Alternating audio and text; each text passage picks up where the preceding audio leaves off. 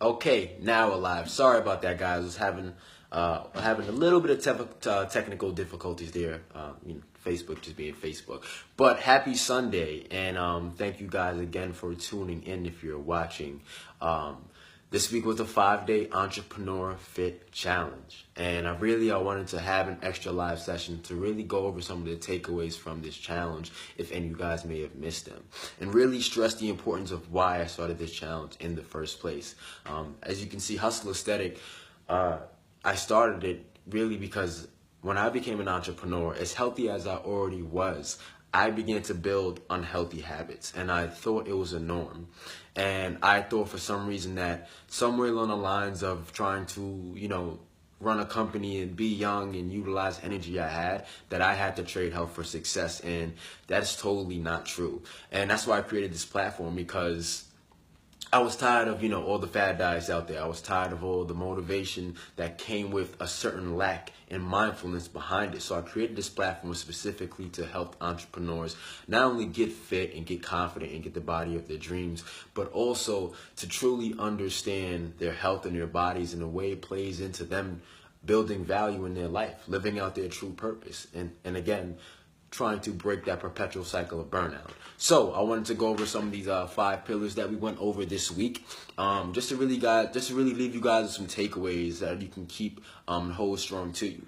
I mean, the first day was our detox and workout regime. Now, any of you guys that did, the workouts are super, super short. They were low intensity while detoxing. The detox is only 5 days, and it wasn't a detox where you were only drinking liquids such as cold pressed juices. The smoothies were had a little bit more content and volume in them, so they weren't going to be something that left you feeling starved.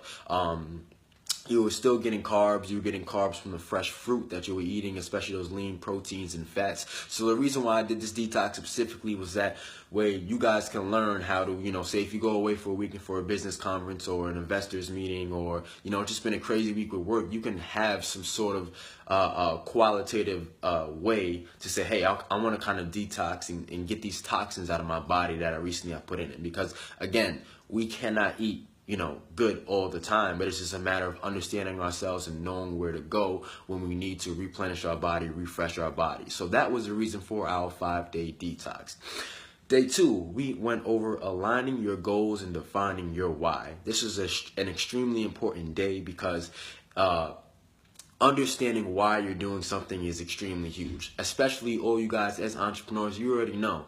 There's days when you ask yourself, why am I doing this? What did I get myself into? All these different kinds of things. And if you think that that's not going to happen in your fitness journey, believe me, you don't know what you're in for. But that's why it's extremely important to understand your why. And I got some really, really, really good responses from you guys when you sent me over your why, your why cards. And, being able to, attach your fitness journey, your body, the way you're taking care of yourself to your children or what you're trying to get out of life and all these different things. That's extremely important, because if we look at fitness as this subjective thing where it's just as like, oh, I want a body, I want to be healthy, but what is it really going to do? Because fitness is what I call an enabler, because it enables us to do things that we would not be able to do if we were not confident, if we were not healthy, if we were not able to put our body through certain amounts of stress and anxiety, because we are equipped for it.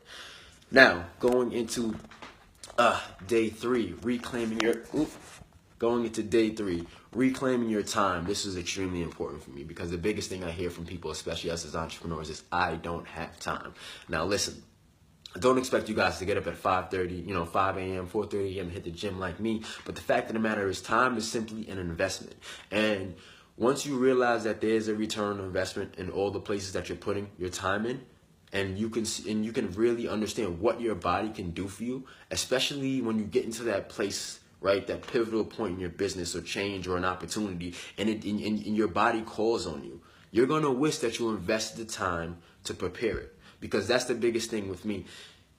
There's going to be a certain point, whether it's growth, whether it's expansion, whether it's stress, whether it's an issue, where us as humans, we're going to call our body to do things that it's not supposed to do. And it's only going to do what we prepared it to do. So again, reclaiming your time, we left with some really good takeaways. One was being able to do a time audit. It's very good to do this once in a while. I did a time audit and I realized how much time I spent on social media more than I should have. Now I love social media because it allows me to deliver value for you guys, but sometimes you just get caught up scrolling, and before you know, it's been 15, 20 minutes and you're scrolling down your Instagram and Facebook, and you're being entertained, and all of a sudden 15, 20 minutes, 2 times a day, 4 times a week. Now you're looking at over an hour extra of social media time that you do not need to be utilizing. So running that time audit is extremely useful because you can develop those areas of opportunities where you can have time to meal prep or make a green smoothie or even get into the gym. And once you can define that, right, and say, okay, there is an opportunity, an area of opportunity, you're going to take your time more seriously and you're going to use it more seriously. And that's going to be the result of, you getting in the gym, you being able to prep your food and things of that matter. Okay. And then, so 4th day, being able to set goals. Setting those non-negotiables is extremely important because sometimes we set goals and we kind of just ponder on them and we just leave them out there, right? That's what the whole New Year's resolution thing is about.